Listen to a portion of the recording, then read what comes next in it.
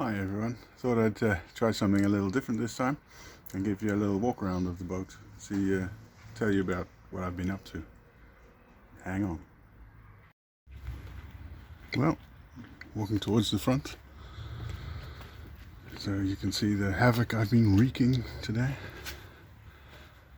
Like cutting this hole in the side of the float, you can see all the way through. This is only the minor damage bit. Let's go look at the other side. There you can see I've cut a sort of window all along the length where it was full of rotten wood. And as you can see, the other side doesn't really look much better. All the black is mostly where it's rotten.